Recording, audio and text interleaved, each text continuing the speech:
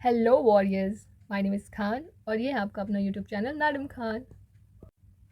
इस चैनल पे दृष्टि की मंथली मैगज़ीन जो कि नवंबर की है उसको कवर कराया जा रहा है और इस सीरीज़ में ये हमारी तीसरी वीडियो और तीसरा टॉपिक है जो कि है पॉलिटी का। अभी तक पॉलिटी के 2 टॉपिक हो चुके हैं और जो हमारा दूसरा वीडियो था वो था आरटीआई से रिलेटेड और हम आज तीसरा टॉपिक शुरू करने वाले हैं जो कि है समाजवादी और पंथ निरपेक्ष, यानी बेसिकली प्रस्तावना से संबंधित है, यानी कि प्रियम्बल। तो शुरू करते हैं आज का टॉपिक, समाजवादी और पंथ निरपेक्ष संविधान। तो ये चर्चा में क्यों बना हुआ है? तो इसका कारण है कि लोकसभा के सदस्यों को संविधान की प्रतियां यानी कि संविधान की जो कॉपीज़ हैं वो दी गई हैं, जिसमें जो है प्रस्तावना में समाजवादी और पंथ निरपेक्ष जो शब्द हैं वो गायब है। तो ये है मुद्दा। जबकि केंद्रीय कानून एवं न्याय मंत्री के अनुसार संसद सदस्यों को जो प्रस्तावना की दी गई है, संविधान की जो प्रस्तावना दी गई है वो जो है अपने मूल रूप में है। तो मूल रूप का क्या मतलब है? यहाँ पे मूल रूप का तात्पर्य है कि 1976 में संविधान में संशोधन हुआ था, उस जो कि था 42वां संविधान संशोधन। खैर उस टाइम पे और भी सारी चीज़ें जोड़ी गई थी। तो उस टाइम पे ये जो 2 शब्द हैं समाजवादी और पंथ निरपेक्ष, ये जो 2 शब्द हैं वो भी संविधान की प्रस्तावना में जोड़े गए थे। यानी कि यहाँ जो संसद सदस्यों को संविधान की प्रतियां दी गई हैं वो 1976 के पहले विदाउट संशोधन जो हुआ था उसका जो उस टाइम पे जो मौजूद था प्रस्तावना वो दिया गया था, जो अपने मूल रूप में था। तो यहाँ पे है भारतीय संविधान की प्रस्तावना, यानी उससे जो जुड़ी हुई कुछ जानकारियाँ हैं। तो प्रत्येक संविधान का अपना एक दर्शन होता है। तो भारतीय संविधान का जो दर्शन है उसमें अंतर्निहित है, जिसे उद्देश्य संकल्प ऑब्जेक्टिव रेजोल्यूशन कहते हैं, जिसे 22 जनवरी 1947 में संविधान सभा के द्वारा अपना लिया गया था। तो हमारे संविधान की प्रस्तावना जो है वो उद्देश्य संकल्पना में जो निहित आदर्श है उसकी व्याख्या करती है। तो 1950 में जो लागू की गई प्रस्तावना थी वो क्या थी? खैर ये सारा हमें वैसे याद होना चाहिए और एनसीईआरटी के बुक के फ्रंट पेज में दिया रहता है और ये आप मेंस में भी काम में ला सकते हो, तो आपको याद रहना चाहिए ये। तो हम भारत के लोग भारत को एक संपूर्ण प्रभुत्व संपन्न लोकतंत्रात्मक गणराज्य बनाने के लिए तथा उसके समस्त नागरिकों को सामाजिक, आर्थिक और राजनीतिक न्याय, विचार, अभिव्यक्ति, विश्वास, धर्म और उपासना की स्वतंत्रता, प्रतिष्ठा और अवसर की समता प्राप्त कराने के लिए तथा उन सब में व्यक्ति की गरिमा और राष्ट्र की एकता एवं अखंडता सुनिश्चित कराने वाली बंधुता बढ़ाने के लिए इस प्रस्तावना को 26 नवंबर 1949 में संविधान में अंगीकृत किया गया था। समाजवादी और धर्मनिरपेक्ष शब्द जो है वो समावेशित क्यों किया गया था? इसका उद्देश्य क्या था? तो इसका उद्देश्य जो था कि भारतीय राज द्वारा लक्ष्य और दर्शन के रूप में समाजवादी विचारधाराओं पर बल देना तथा उसको अपनाना। जैसे कि गरीबी उन्मूलन। इसके द्वारा केवल विशिष्ट एवं आवश्यक क्षेत्रों का ही राष्ट्रीयकरण शामिल किया गया था। पंथ निरपेक्ष शब्द को शामिल करने का भी उद्देश्य पंथ निरपेक्ष राज का विचारों पर बल देना था, यानी कि सभी धर्मों के साथ समान व्यवहार, तटस्थता रहने की जो प्रोत्साहन होता है, यानी कि सारे धर्मों के साथ आप कोई भी भेदभाव नहीं करेंगे, किसी को विशेष धर्म का जो है वो राज्य अधिकार नहीं देगा, उसको समर्थन नहीं देगा किसी भी विशेष धर्म को, और सारे धर्मों के साथ समान व्यवहार करेगा, यानी कि तटस्थ रहेगा। इन शब्दों को हटाने का जो मुद्दा उठा है और जिस पे बहस हो रही है उसका कारण क्या है? तो पहला कारण तो राजनीतिक और विचारधारा और प्रतिनिधित्व है। कैसे? इन शब्दों को हटाने की वकालत करने वालों का जो तर्क है वो ये है कि ये जो शब्द है समाजवादी और पंथ निरपेक्ष शब्द 1976 में आपातकाल के दौरान शामिल किए गए थे, यानी कि इमरजेंसी में थोपे गए थे।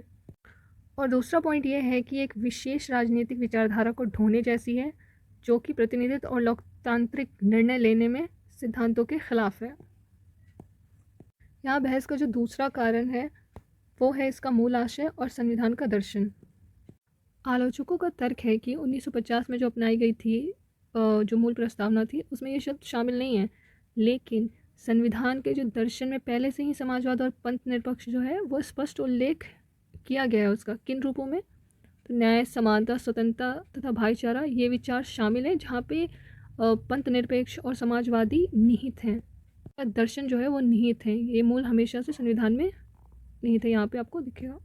तीसरी चिंता जो है, गलत व्याख्या किए जाने की चिंता।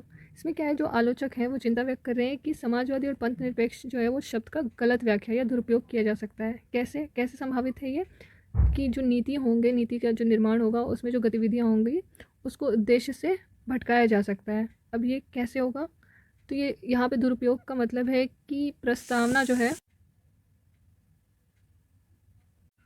तो यानी समाजवादी और पंथ निरपेक्ष जो शब्द है वो प्रस्तावना को अधिक तटस्थ और लचीला प्रदर्शित करते हैं। सामाजिक निहितार्थ क्या है, तो इन शब्दों की उपस्थिति से या अनुपस्थिति से सामाजिक नीति, शासन, सामाजिक विमर्श पर प्रभाव पड़ सकता है। भारत जैसे धार्मिक विविधता वाले देश में पंथ निरपेक्ष शब्द का काफ़ी महत्वपूर्ण रोल है, काफ़ी महत्वपूर्ण हो जाता है, क्योंकि यहाँ अगर ये शब्द हट जाएगा तो राज्यों के लिए जो धर्म की तटस्थता है वो प्रतिबंधित रहने की चिंताएं सताएंगी।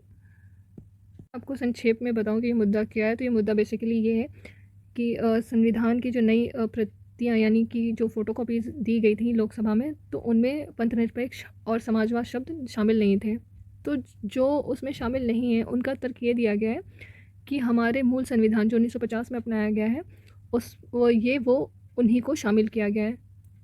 यानी कि 1950 में जो मूल संविधान की प्रस्तावना शामिल की गई थी, ये उन्हें ही उस पर प्रिंट करा है। और कुछ जो इनके अपोजिट में हैं उनका तर्क ये है, भारत जैसे धार्मिक विविधता वाले देश में पंथ निरपेक्ष शब्द जो है वो बहुत महत्वपूर्ण है, क्योंकि ये राज्यों को धार्मिक तटस्थता के लिए प्रतिबद्ध करता है। अगर ये नहीं रहेगा तो ये शायद चिंताएं बढ़ सकती हैं। अगर मैं आपको इस आर्टिकल को संक्षेप में बताऊं तो ये एक मुद्दा उठा था जिसमें लोकसभा सदस्यों को जो संविधान की प्रतियां यानी कि कॉपी दी गई थी, उसमें जो छपा हुआ प्रस्तावना था उसमें समाजवादी और पंथ निरपेक्ष शब्द जो थे वो शामिल नहीं थे। और इसी बात को लेके बहस हुई और जिसके पक्ष में और विपक्ष में तर्क दिए गए हैं। पक्ष वाले कह रहे हैं कि प्रस्तावना के जो मूल संस्करण था यानी कि 1950 में जो प्रस्तावना थी, जब संशोधन 1976 के पहले वाला। दूसरा कहना है कि ये शब्द ऑलरेडी उन प्रस्तावना में दिए गए जो शब्द हैं न्याय, समानता, स्वतंत्रता, भाईचारा, इसमें समाजवादी और पंथ निरपेक्ष शामिल हैं। और जो इनके पक्ष में नहीं है उनका मानना है कि इन शब्दों को नहीं हटाना देना चाहिए, क्योंकि ये शब्द नीति निर्माण और अन्य चीज़ों में एक विज़न का काम करते हैं राज्यों के लिए। एक और बात बताना चाहूँगी कि यहाँ पे जो प्रस्तावना में दिए गए हैं विचार, अभिव्यक्ति, विश्वास या ये सामाजिक, आर्थिक, राजनीतिक, यहाँ पे जो ये वर्ड है न्याय, स्वतंत्रता, समता, इन सब से क्वेश्चन पूछे गए हैं कि न्याय के अंतर्गत कौन कौन शामिल है, स्वतंत्रता के अंतर्गत कौन कौन शामिल है और समता के अंतर्गत क्या क्या शामिल है। तो यहाँ पे आप इस बात का ध्यान देंगे। इस संबंध में आगे की जो राह है वो उम्मीदों से भरी और समावेशी होनी चाहिए, इसलिए यहाँ पे एक सार्वजनिक जो चर्चा है उसको बढ़ावा देने की बात कही गई है, ताकि एक बड़ा दृष्टिकोण से, विभिन्न दृष्टिकोणों से इस बात को समझा जा सके, जिसमें शिक्षा जगत, नागरिक समाज, राजनीतिक एवं नागरिकों को भी शामिल किया जाना चाहिए। इस प्रस्तावना में समाजवादी, धर्मनिरपेक्ष जो शब्द है उसका महत्व और व्याख्या, एक ऐतिहासिक विचार विमर्श के लिए संसद जैसे जो संवैधानिक निकायों हैं उसी के बीच पारदर्शिता से बहस करी जानी चाहिए। शब्दों को जोड़ने का भी निर्णय संसद में ही हुआ था। आज का संभावित प्रश्न है, भारतीय संविधान में समाजवादी एवं पंथ निरपेक्ष शब्द को जोड़ने से जुड़ी पृष्ठभूमि पर चर्चा करते हुए वर्तमान राजनीतिक परिवेश में संविधान में इन शब्दों की प्रासंगिकता पर टिप्पणी कीजिए। तो आप इस आर्टिकल को पढ़ने के बाद इसे आसानी से लगा सकते हैं, तो प्लीज़ लिखने की कोशिश कीजिए। अब देखते हैं इससे जुड़े जो प्रीवियस क्वेश्चंस हैं और एमसीक्यूज़ क्या क्या बन सकते हैं। ये रहे उद्देशिका से जुड़े हुए संभावित प्रश्न और प्रीवियस ईयर क्वेश्चंस भी इसी में शामिल है। तो आप प्लीज़ नंबर वाइज क्वेश्चन का आंसर कमेंट सेक्शन में देने की कोशिश करिएगा, और जिनके जितने सही जवाब होंगे मैं नेक्स्ट वीडियो में उनका नाम मेंशन करूँगी, जो भी उनके आईडी का नाम हो। तो चलिए शुरू करते हैं। तो पहला क्वेश्चन है, संविधान के निर्माताओं के मनोभाव और आदर्श प्रतिबिंबित होते हैं, किसमें प्रतिबिंबित होते हैं? 1 मूल अधिकारों में, 2 डीपीएसपी में, 3 उद्देशिका में, 4 मूल कर्तव्यों में। दूसरा सवाल है कि निम्नलिखित उद्देश्यों में से कौन सा एक भारत के संविधान की उद्देशिका में सन्निविष्ट नहीं है यानी कि शामिल नहीं है? ए विचार की स्वतंत्रता, बी आर्थिक स्वतंत्रता, सी अभिव्यक्ति की स्वतंत्रता और डी विश्वास की स्वतंत्रता। तीसरा क्वेश्चन है कि धर्मनिरपेक्ष शब्द भारत के संविधान के उद्देश्य का यानी प्रस्तावना का एक भाग है। तो ए 44वें संविधान संशोधन के बाद, बी 73वें संशोधन के बाद, सी कार्यान्वयन की तिथि से और डी 42वें संविधान संशोधन के बाद।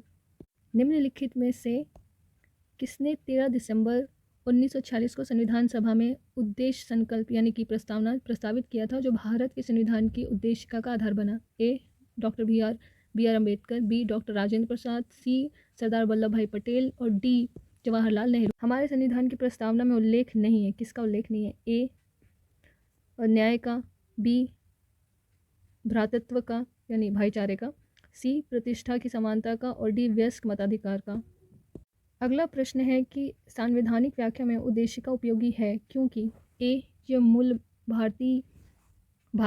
भारित शब्द का उपयोग करती है, बी यह संविधान निर्माताओं के वास्तविक लक्ष्य और दर्शन को सम्मिलित करती है, सी ये शक्ति और परिसीमनों का स्रोत है, डी ये संविधान की आधारभूत विशेषताओं की संपूर्ण सूची प्रदान करती है। अगला सवाल है कि एस.आर. बोम्बई बनाम भारत संघ के वाद में भारत के संविधान की निम्नलिखित में से किस एक विशेषता को उच्चतम न्यायालय द्वारा आधारभूत संरचना के रूप में मान्य ठहराया गया था? ए उदारतावाद, बी पंथ निरपेक्षता, सी मानव की गरिमा और डी धार्मिक स्वतंत्रता। अगला सवाल है निम्नलिखित आदर्श और दर्शन में उन्हें चिन्हित कीजिए जो भारत के संविधान की उद्देशिका में प्रतिस्थापित है। एक प्रभुत्व संपन्न लोकतंत्रात्मक गणराज्य, दो समाजवाद और पंथ निरपेक्ष, तीन पूंजीवाद और मुक्त व्यापार। इसमें से आपको सही उत्तर लगाना है। ए ओनली 1 और 2, बी ओनली 1 और 3, सी 1 2 3 और डी केवल 2 और 3। अगला सवाल है भारतीय संविधान की प्रस्तावना में वर्णित उद्देश्यों एवं आदर्शों की व्याख्या संविधान में कहाँ की गई है? एक मूल अधिकारों में, दो मूल कर्तव्यों में, तीन नीति निर्देशक तत्वों में। और इसका सही जवाब है ए केवल 1, बी केवल 2, सी केवल 1 और 2 और डी 1 2 3 सारे ही। हमारा अगला सवाल है कि निम्नलिखित में से कौन से भारत के संविधान का या के केंद्रीय सिद्धांत नहीं है या हैं? एक यह धर्म के आधार पर विभेद का प्रतिषेध करता है, दो यह कतिपय धर्मों को शासकीय प्रतिष्ठा देता है, तीन यह किसी भी धर्म को मानने की स्वतंत्रता देता है, चार यह धार्मिक समुदायों के भीतर सभी नागरिकों की समानता सुनिश्चित कराता है। यही जवाब देना है जिसका ऑप्शन है ए 1 2 और 3, बी केवल 3 और 4, सी 2 3 और 4 और डी केवल 2। हमारा अगला सवाल काफ़ी बढ़िया सवाल है ये। तो भारतीय संविधान की उद्देशिका के संदर्भ में निम्नलिखित कथनों पर विचार कीजिए। एक उद्देशिका को संविधान की कुंजी कहा जाता है। दो उद्देशिका के अनुसार संविधान में निहित समस्त शक्ति का भारत के लोगों के द्वारा निर्वाचित प्रतिनिधि और वो सर्वोच्च संप्रभु धारण करते हैं। तीसरा है बेरूबारी यूनियनवाद जो केस 1960 का, उसमें उच्चतम न्यायालय ने उद्देशिका को संविधान का अंग मानने से इनकार कर दिया, इसलिए संविधान इसमें संशोधन नहीं कर सकती। सही उत्तर चुनने के लिए जो ऑप्शन है वो है ए केवल 1, बी केवल 1 और 2, सी 2 और 3, डी 1 और 3। हमारा अगला सवाल जो है वो भारत के संविधान की उद्देशिका के बारे में निम्नलिखित में से कौन से कथन सही हैं? एक उद्देशिका स्वयं न्यायालय में प्रवर्तनीय नहीं है, दो उद्देशिका उन उद्देश्यों को बताती है जिन्हें संविधान स्थापित करना और आगे बढ़ाना चाहता है, तीन उद्देशिका उस स्रोत को इंगित करती है जहां से संविधान अपना प्राधिकार प्राप्त करता है। सही जवाब देने के लिए ऑप्शन है ऑप्शन ए 1 2 3, बी केवल 1 और 2, सी केवल 1 और 3 और डी केवल 2। हमारा अगला सवाल है भारत के संविधान की आधारभूत संरचना में परिवर्तन करने की शक्ति के संबंध में निम्नलिखित में से कौन सा कथन सही है? एक यह संसद के संशोधन करने की शक्ति के विस्तार से परे है, दो ये जनता के द्वारा संविधान सभा में प्रतिनिधियों के माध्यम से प्रयोग किया जा सकता है, तीन यह संसद की संविधानी शक्तियों के अंतर्गत शामिल है। और इसका आपको सही जवाब देना है। इसके लिए ऑप्शन है आपके पास ए 1 और 3, बी 1 और 2, सी केवल 1, डी 2 और 3। हमारा अगला सवाल है भारत के संविधान में उद्देशिका का विचार लिया गया है कहाँ से? ए इटली के संविधान से, बी कनाडा के संविधान से, सी फ्रांस के संविधान से और डी यूएसए के संविधान से। अगला सवाल है भारतीय संविधान का कौन सा भाग संविधान की आत्मा कहा जाता है? और ये क्वेश्चन पहले भी आ चुका है। ए मूलाधिकार, बी डीपीएसपी, सी उद्देशिका और डी संवैधानिक उपचारों का अधिकार।